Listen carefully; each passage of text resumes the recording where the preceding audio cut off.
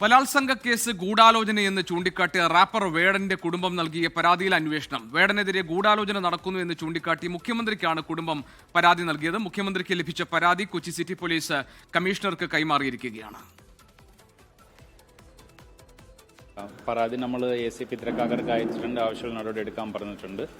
കേസിൻ്റെ അന്വേഷണം ചെയ്യുന്ന സമയത്ത് ഇതിനകത്ത് പറഞ്ഞ കാര്യങ്ങൾ കൂടെ നമ്മൾ മനസ്സിലാക്കിയിട്ട് അത് കാര്യമായ രീതിയിൽ കണക്കിലെടുത്തിട്ട് അന്വേഷണം നടത്തണമെന്നതാണ് പറഞ്ഞത്.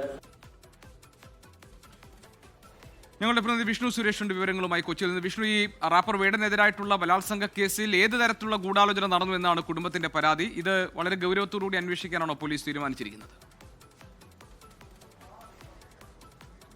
ജിക്ക്, ഗൗരവത്തോടുകൂടി അന്വേഷിക്കാൻ തന്നെയാണ് പോലീസിന്റെ നീക്കം. പരാതി മുഖ്യമന്ത്രിക്കാണ് ലഭിച്ചത്. മുഖ്യമന്ത്രിയുടെ ഓഫീസിൽ നിന്ന് പരാതി കൊച്ചി സിറ്റി പോലീസിന് കൈമാറിയിരുന്നു. കമ്മീഷണർ ഇന്ന് വ്യക്തമാക്കിയത് തൃക്കാക്കര ACP ഈ പരാതി അന്വേഷിക്കുമെന്നാണ്.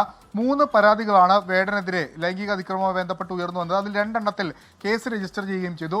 തുടർച്ചയായി ഇങ്ങനെ പരാതികൾ വരുന്നതിലാണ് കുടുംബത്തിന് ആശങ്കയുണ്ടായിരുന്നത്. അതൊരു ഗൂഢാലോചനയുടെ ഭാഗമായി ആ പരാതികൾ വന്നു എന്നാണ് വേടന്റെ സഹോദരനടക്കം പ്രതികരിച്ചത്. അതായത് നിശബ്ദനാക്കാനുള്ള ശ്രമത്തിന്റെ ഭാഗമായാണ് ഇത്തരത്തിൽ സംഘടിതമായി പരാതികൾ നൽകുന്നതെന്ന് കുടുംബം ആക്ഷേപിക്കുന്നു. വേടൻ തന്നെ കഴിഞ്ഞ തവണ സെൻട്രൽ സ്റ്റേഷനിൽ ഹാജരായ ഘട്ടത്തിൽ ഗൂഢാലോചനയിൽ തനിക്കൊരു സംശയവുമില്ല, അത് നടക്കുന്നുണ്ടെന്ന് പറഞ്ഞു. പക്ഷേ ഒരു വിശദമായ പ്രതികരണത്തിന് അദ്ദേഹം തയ്യാറായിരുന്നില്ല. കേസിന്റെ മറ്റു നടപടിക്രമങ്ങൾ പൂർത്തിയാക്കിയ ശേഷം പ്രതികരണത്തിലേക്ക് പോകാം എന്നായിരുന്നു വേടൻ സ്വീകരിച്ച നിലപാട്.